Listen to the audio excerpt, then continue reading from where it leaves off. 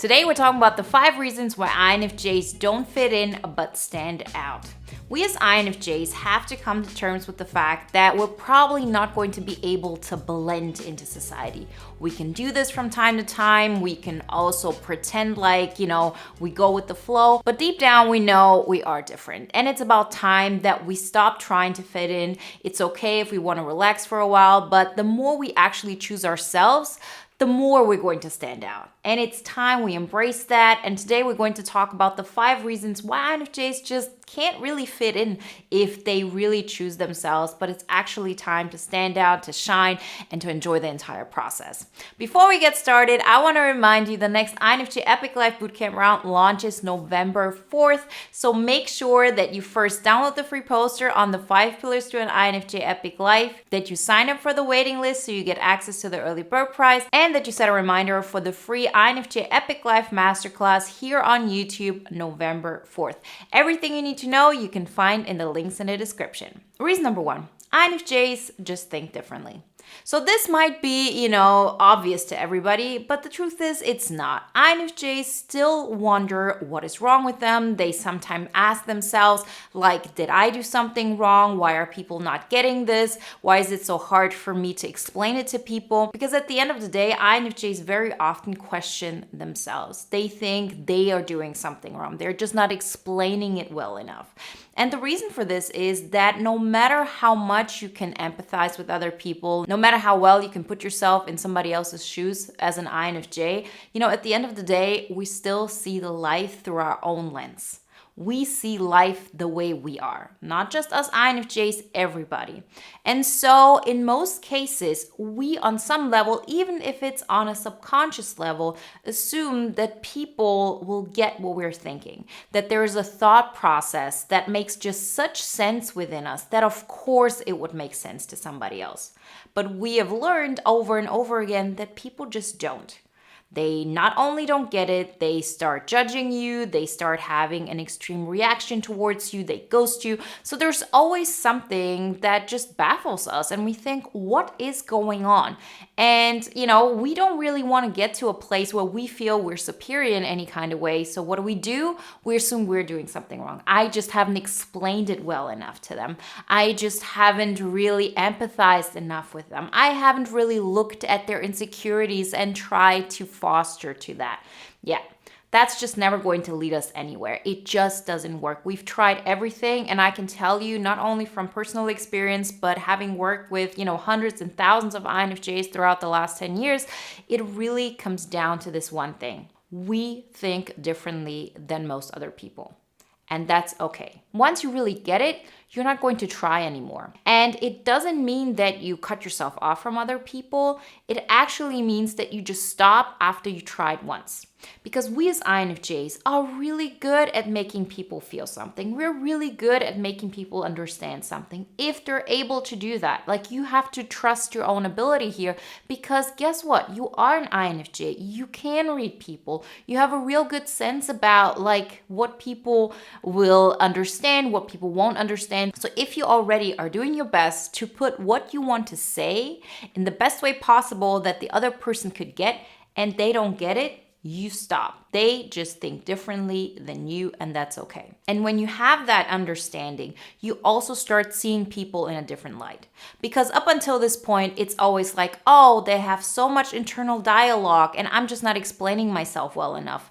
To, okay, that's just a different person than me. We think differently, we live in different realities, and that's okay. I can appreciate them for who they are, but they're not a part of me. They're not thinking the same way I do. And once we get to this realization, it's really a burden that falls off. At first, it might feel like, oh, so I'm never going to be understood. Yes, you will be understood. But you're going to be understood from other people's perspective.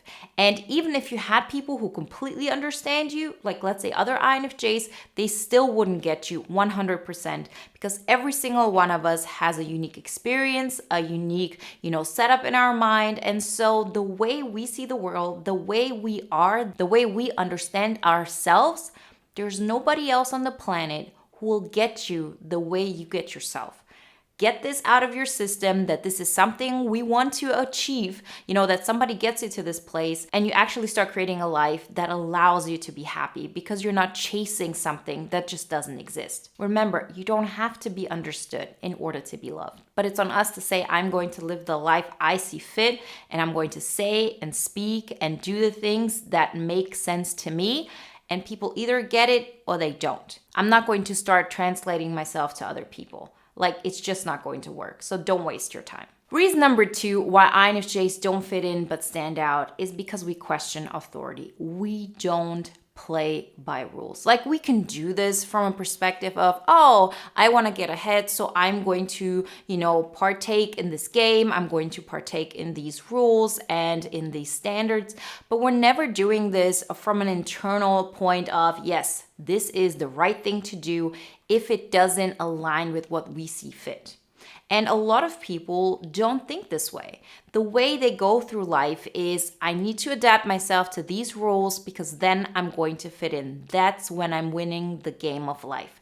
INFJs don't think that way. We have a really hard time with authority. Again, it's not about listening to somebody and doing what we're being told, but it's having this inner thought of, okay, that person is more valuable to me. That person is the person I'm going to listen to. I'm going to, respect more than maybe I respect myself. This kind of thought process just isn't in the INFJ nature. And since we have such a hard time with authority, since we don't want to play by rules that just don't align with what we're thinking, we're going to stand out. Most people don't have this thought process. Most people really adapt, and with that, they're going to make different decisions than us. So it's not just a matter of, our internal thought process is different, but also the decisions we make in the real world, the choices we make that other people can see or don't see, they're just going to be different because they're more going to be based on what makes sense to us than what makes sense, in accordance to what the current authority, person or situation or, establishment is telling us to do. Reason number 3. INFJs don't need that much of social acceptance. So hear me out on this because this is really particular. What INFJs actually like a lot and what they need very often is the acceptance of a certain person. It's that one-on-one connection. When we have a connection with that one person and we want them to understand us. We actually even go that far that we alter ourselves, that we put on a facade, that we, become the person that they want us to be in order to be accepted. These are actually some of the steps that INFJs take when they are insecure about themselves, when it's something that they don't feel completely comfortable with. And I'm not even talking about, only other INFJs go through this. I've gone through this process and this is no problem for me. I catch myself to this day having, conversations with people, being in, the company of other people that I respect. And there are still parts of me that I sort of keep under wrap.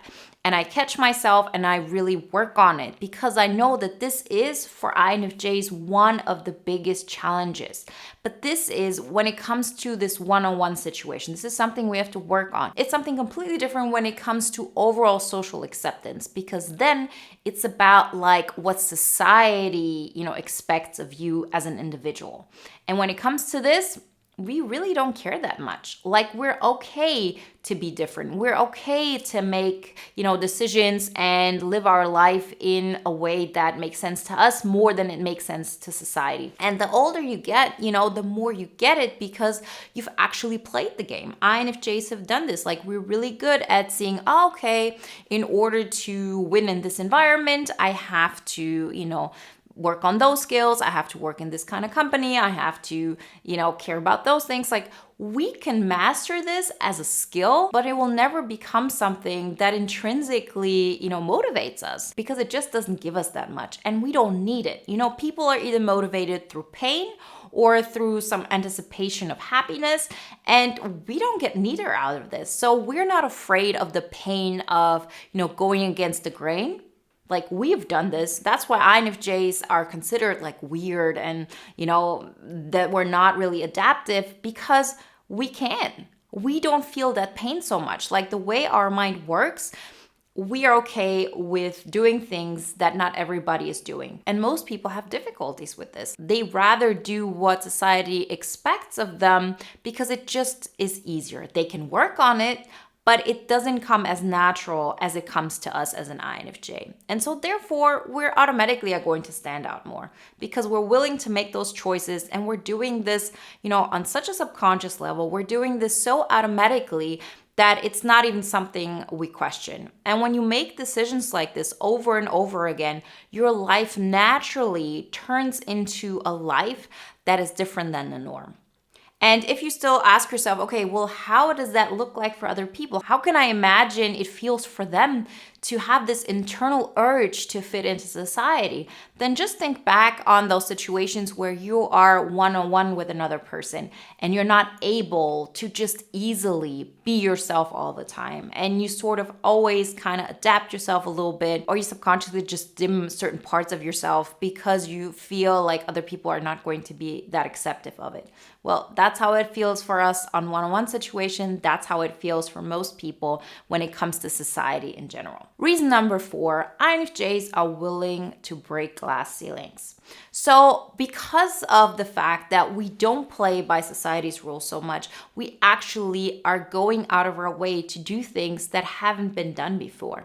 But it's not just the fact that, okay, I can do things that, people normally don't do. I can go against what most people in society are doing. It's not just that. It's also the fact that we live so much through our mind. We get such a kick out of imagining things that haven't happened yet. So we, are visionaries. So all of this plays together and creates situations where we break glass ceilings because it's totally okay to do certain things in our mind.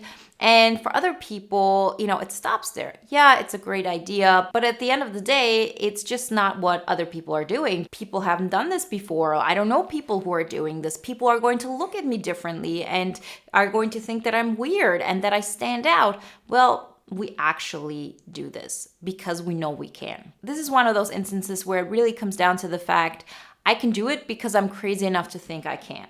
We think it through, we know that it makes logical sense, and then we take action. Once we're willing to take action on all our internal thoughts, on our visions, on our, nature, that's when we really break glass ceilings. And INFJs who really make that step happen have really decided for themselves, okay, I'm not going to play by any rules anymore because they just don't fulfill me anymore. I'm going to go after what I want to do, what makes me happy, right? I'm not breaking laws, nothing like that. But we all know that there are situations that are perfectly legal, that are perfectly morally all right, and that are still things that most people wouldn't do. Well, INFJs do them. And because we're so willing and able to break those glass ceilings, we're really just made to stand out. So embrace it. And reason number 5 why INFJs don't fit in but are made to stand out is because we can hold on to a vision.